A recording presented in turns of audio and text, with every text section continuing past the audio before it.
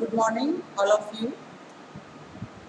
आज government girls college Sawai Madhopur के नवीन शैक्षणिक सत्र 2020-21 में मैं आप सभी का स्वागत करती हूँ और मैं ये कहना चाहूँगी कि आप सभी स्कूल एजुकेशन से निकलकर एक शिक्षा के एक नए क्षेत्र में प्रवेश कर रहे हैं और निसंदेह जब आप एक नवीन क्षेत्र में तो जो प्राइमरी सेकेंडरी मिडिल जो एजुकेशन आपने आज तक ली है उससे आपको एंटायरली यहाँ पर एक डिफरेंट परिवेश मिलेगा।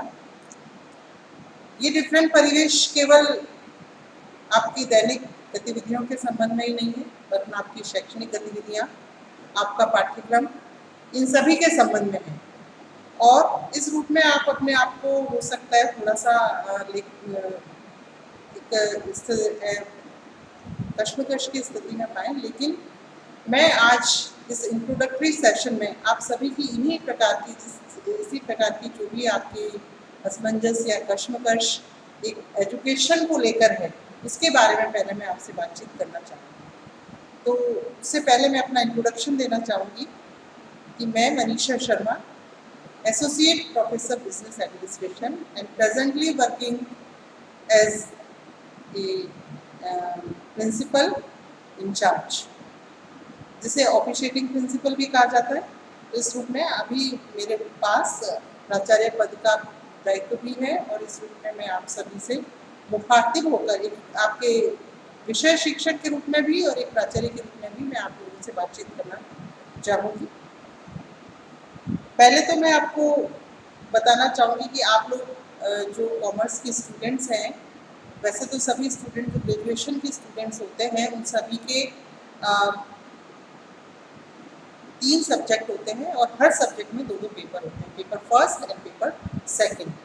हर पेपर 100 मार्क्स का होता है और आपका जो डिवीज़न जो काउंट होता है वो 600 मार्क्स में से काउंट होता है और इसके अलावा आपके कंपलसरी पेपर भी होते हैं। तो चलो उस बारे में तो मैं बाद में आपसे बात करूँगी।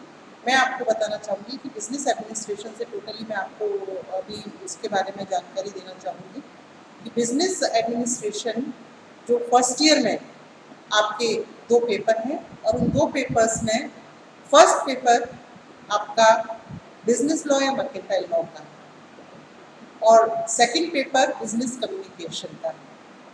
इस प्रकार ये दोनों आपके 100 नंबर के पेपर हैं और आपको इन 100 नंबर में से जो 200 नंबर हैं और 200 नंबर में से आपके 72 नंबर यानी प्रत्येक पेपर में 36 नंबर पासिंग मार्क्स होते हैं और इस रूप में आपको लाना अनिवार्य होता है।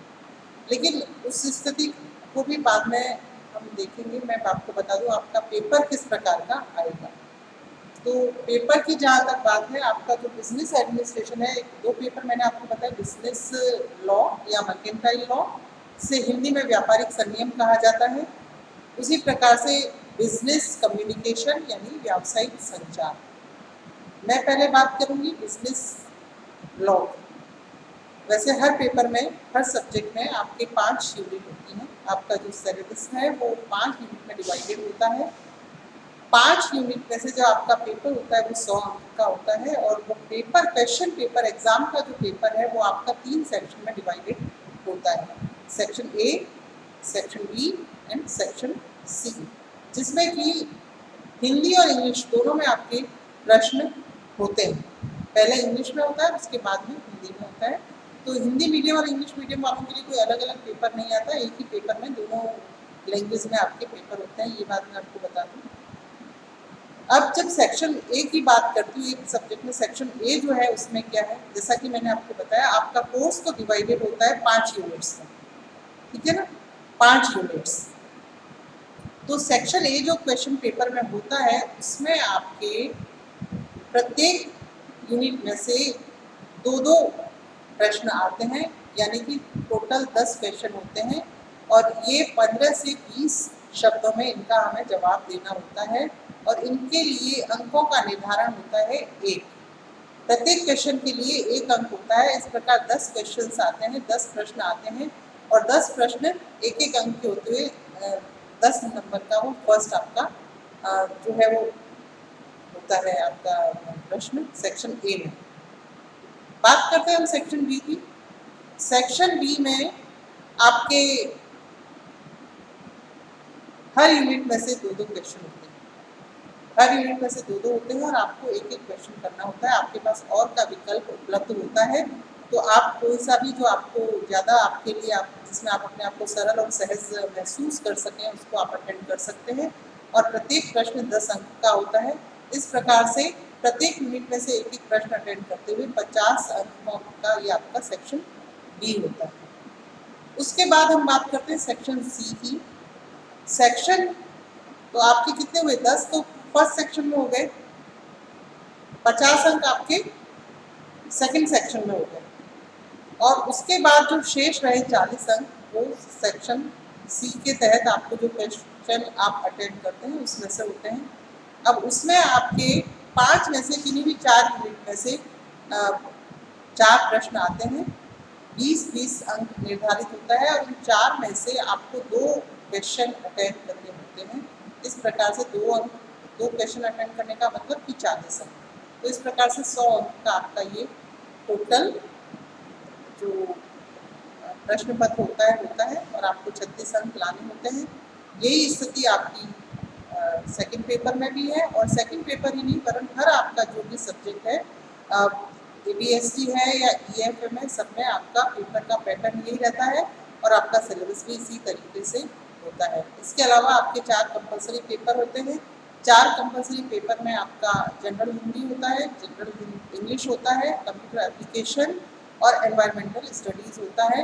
ये भी वैसे तो 100-100 अंक के होते हैं लेकिन इनमें आपको पासिंग मार्क्स डिवीज़न में ऐड नहीं होता है। ये आपको पास होना ज़रूरी होता है और इसमें ये विकल्प भी आपको मिला हुआ होता है कि यदि आप किसी पेपर को पास नहीं कर पा रहे तो आपको 3rd ईयर तक उसको क्लियर करना होता है। आपको ये सुविधा मिली हुई होती है। तो ये आपका जो है पेपर पैटर्न है और आपका सिलेबस जो है वो मैं आपको बताऊँगी।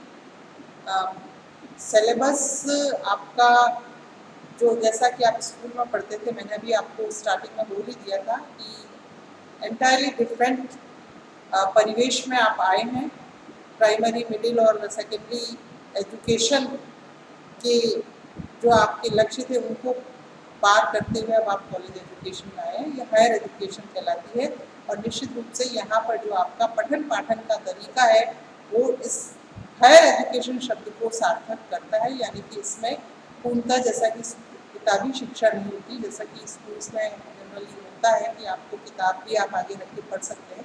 इसमें सामान्यतया कुछ सब्जेक्ट्स होते हैं जिनमें किताबों की अनिवार्यता होती है या किताबों के बिना नहीं पढ़ाया जा सकता, लेकिन अधिकांश सब्जेक्ट जो है उनमें आपको नोट्स के तौर पर इस रूप में पढ़ाया जाता है और आपसे उम्मीद की जाती है कि आप उसको इतना आपको सारी गाइडेंस भी दी जाती है, पढ़ाया भी जाता है, लेकिन आपसे भी अपनी तरफ से वाइस वर्सा एक जो रिएक्शन है वो रिएक्शन हायर एजुकेशन को सार्थक करने वाली होनी चाहिए। वो सिलेबस निसंदेह आपका स्कूल एजुकेशन के कंपैरिजन में ज़्यादा भी होता है, आपको मेहनत भी ज़्यादा करनी पड़ेगी और इस रूप में अब आपको एक नए परिवेश में नए तरीके से अध्ययन के लिए तैयार होना होगा।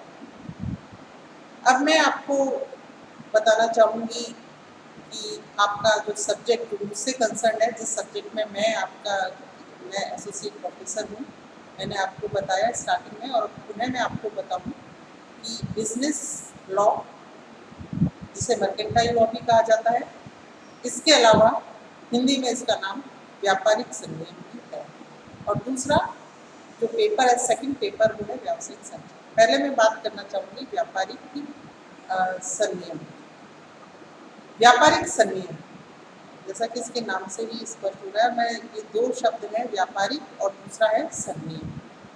तो संनियम सिलेबस में आपको बताऊंगी लेकिन मैं थोड़ा आपको विषय का, क्योंकि हम जब किसी विषय को पढ़ते हैं तो निश्चित रूप से हमें उस विषय की भी बेसिक कंसेप्ट हमें पता होने चाहिए। यदि हमसे पूछ लिया जाए कि संनियम का क्या मतलब है या व्यापारिक संनियम का क्या मतलब है और उस वक्त यदि हम बताने की स्थिति में नहीं हो तो ये स्थिति हमारी कुछ अच्छी स्थिति नहीं मानी जाएगी। इसलिए इस सब्जेक्ट के बारे में, हर सब्जेक्ट के बारे में जिसे हम पढ़ने जा रहे हैं उसके बारे में हमारे बेसिक कंसेप्ट क्लियर होने चाहिए। तो व्यापारिक संनियम व्यापारिक और संनियम दो शब्दों से मिलकर बना है। व्यापार क्या है ये सब आप लोग भली भांति जानते होंगे, क्योंकि आप थ्रू आउट स्कूल से कॉमर्स पढ़ते पढ़ते आ रहे हैं। तो व्यापार और व्यापारिक का मतलब तो व्यापार से रिलेटेड। बात करते हैं हम संनियम की। तो संनियम क्या है? संनियम संनियम इंग्लिश में, अब चूंकि विशुद्ध हिंदी का शब्द है इसलिए शायद आप लोगों के लिए ये शब्द थोड़ा सा आप लोगों को बहुत अजीब सा लग रहा होगा, लेकिन जैसे ही मैं इसकी इंग्लिश टर्मिनोलॉजी बताऊंगी आप लोग तुरंत ही समझ जाएंगे। संनियम यानी लॉ। लॉ शब्द सुनते ही समझ गए ना आप लोग तुरंत ही कि अच्छा लॉ, क्योंकि हमारे दैनिक जीवन में ये शब्द बहुतायत से हम लोग प्रयोग करते हैं और संनियम शब्द हम इस्तेमाल नहीं करते, हम लॉ शब्द का इस्तेमाल करते हैं। मैं आप लोगों से जानना चाहूँगी कि लॉ लॉ का क्या मतलब है। हम बहुत इस शब्द का इस्तेमाल करते हैं और इसकी आवश्यकता क्या है। लॉ की आवश्यकता तो आप लोग कहेंगे कि लॉ तो कानून होता है। लॉ का मतलब कानून होता है और कानून की आवश्यकता हमें क्यों पड़ती है? क्या बिना कानून के अगर किसी क्षेत्र में हमारे कोई कानून नहीं होगा तो क्या बिना कानून के हम कोई काम नहीं कर सकते? किसी भी काम को जब हम करते हैं तो उस काम, व्यापारिक की मैं बात कर रही हूँ, मैं एक कॉमन लॉ की बात कर रही हूँ, मैं व्यापारिक संनियम की या बिजनेस लॉ की बात नहीं कर रही हूँ, एक लॉ की बात मैं कर रही हूँ।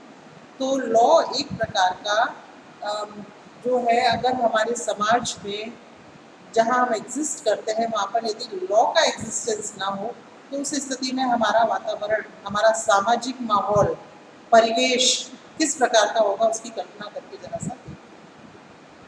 लॉ क्या करता है? लॉ किसी प्रकार की कुछ स्थिति परिस्थिति से संबंधित, अभी मैं आपको डिटेल में बताऊंगी, कुछ इस प्रकार के स्थितियाँ, इस प्रकार के नियम, इस प्रकार के अधिनियम, इस प्रकार के संनियम, इस प्रकार की धाराएं बनाता है जिनके माध्यम से हम अगर किसी भी कार्य में किसी भी प्रकार की कोई अड़चन उत्पन्न होती है तो हम उसका सहारा लेकर हम उस बाधा को, उस अड़चन को दूर कर सकते हैं। वो सहारा क्या है? कानून। हम कानूनी सहारा लेकर, कानून का सहारा लेकर हम अपनी उन अड़चनों को दूर कर सकते हैं। हम जिस जगत में रह रहे हैं, आपने सुना होगा, मैं एक सामान्य लॉ की बात कर रही हूँ, मैं व्यापारिक लॉ की संनियम की बात नहीं कर रही हूँ, कि हम जब बात करते हैं हमारा समाज में कई प्रकार की स्थितियों की, हम एक उपभोक्ता भी हैं, ठीक है, हम एक महिला भी हैं, हम एक किसी विशेष समाज से जुड़े हुए भी हैं, हम कहीं नौकरी भी करते हैं। तो हर स्थिति में, हर क्षेत्र में कुछ ना कुछ स्थितियाँ परिस्थितियाँ होती हैं और उन प्रत्येक स्थिति और परिस्थिति में जब हम काम करते हैं तो निसंदेह हमें हमारे अस्तित्व की लड़ाई भी लड़नी होगी। हमारे साथ न्यायोचित व्यवहार हो, न्यायोचित वातावरण हो, हमें हमारा न्याय मिले और हम अपने कर्तव्यों को तो हमें पूरा करना है। यदि हम हमारे कर्तव्यों को पूर्णतः पूरा कर रहे हैं तो उस स्थिति में हमारे को इस प्रकार का माहौल मिले। नहीं मिलता है तो उस स्थिति में हम उस कानून का सहारा ले सकते हैं। जैसे आपने देखा होगा कि बाल विवाह अधिनियम है, दहेज निषेध अधिनियम है ना, ये बाल मजदूरी है, औद्योगिक अधिनियम है, हिंदू लॉ अलग होता है, मुस्लिम लॉ अलग होता है। तो ये सब अलग अलग स्थिति परिस्थिति से हमें किस प्रकार की स्थितियाँ होंगी, किस प्रकार की परिस्थितियाँ हैं, क्या समस्याएं हैं, उन समस्याओं में स्थिति परिस्थिति अधिकार कर्तव्य दायित्वों को ध्यान में रखते हुए किस प्रकार से निर्णय लिया जाएगा, किस व्यक्ति को लाभान्वित और किस व्यक्ति को दंडित किया जाएगा, ये सारे, ये लॉ नहीं होगा तो नहीं हो पाएगा। अब लॉ लॉ से ऐसा क्यों होता है? हम ये सोचे कि लॉ क्यों? तो लॉ जो है वो मैं आपको बताना चाहूँगी कि एक शीर्ष संस्था द्वारा बनाए गए नियमों और उपनियमों अधिनियमों का एक संग्रह होता है और इनके तहत जो समाज में किसी भी प्रकार की कोई निषेध या कोई नकारात्मक गतिविधियां होती हैं जो कि इनका उल्लंघन करते हैं इन व्यवस्थाओं का, तो ऐसी स्थिति में उनके लिए दंड का प्रावधान होता है और इस दंड के प्रावधान निश्चित रूप से ये जो होता है उसके माध्यम से व्यक्ति को उसके अधिकारों को पूरा करते हुए उसके दायित्वों की पालना करने के लिए बाध्य किया जाता है। तो ये सर्वोच्च और शीर्ष संस्था हमारा कानून होता है। हमारा जो लॉ है, हमारी जो शीर्ष न्यायिक संस्थाएं हैं वो हैं, उनके द्वारा, हमारी सरकार के द्वारा इस प्रकार से नियमों उपनियमों का संग्रह किया जाता है और अलग अलग क्षेत्र के लिए अलग अलग प्रकार के जो है लॉ बनाए गए हैं। उसी का एक हिस्सा है व्यापारिक संनियम। और चूंकि हम कॉमर्स के स्टूडेंट हैं इसलिए हमें व्यापारिक संनियम का अध्ययन करना है। तो व्यापारिक संनियम किस रूप में, मैं आप सभी को बता दूं, हम सभी क्या है, हम सभी चाहे छोटे से लेके एक बड़ा व्यक्ति है वो उपभोक्ता है और हम हमारे दैनिक जीवन में किसी न किसी रूप में किसी न किसी प्रकार की वस्तु या किसी प्रकार की सेवा की हमें आवश्यकता होती है। और जब हम उन वस्तु या सेवा का उपभोग करते हैं, उपभोग करने के लिए उनका जब हम क्रय और विक्रय संबंधी क्रियाओं से जुड़ते हैं तो उन क्रय और विक्रय संबंधी क्रियाओं के तहत यदि किसी प्रकार का असंतोष दोनों पक्षों में से, क्रेता या विक्रेता, दोनों ही पक्षों में से किसी भी प्रकार से किसी भी व्यक्ति को होता है तो उनका किस प्रकार से समाधान किया जाए, ये व्यापारिक संनियम के अंतर्गत किया जाए। तो ये जैसा कि हमें कहा गया है कि भी ठीक है, हम जो हमारा जो लॉ का जो विधान है, हमारा जो लॉ है, हमारा कानून जो है, उसका जो विधान है उसके द्वारा हमें जो हमारे व्यापारिक व्यवहार जो होते हैं, व्यापारिक व्यवहारों के तहत किसी भी प्रकार की समस्या जब आती है तो समस्या का किस प्रकार से समाधान किया जाए, किस प्रकार से दोषी व्यक्ति को उसके कर्तव्यों का पालन करने के लिए बाध्य किया जाए और किस प्रकार से जो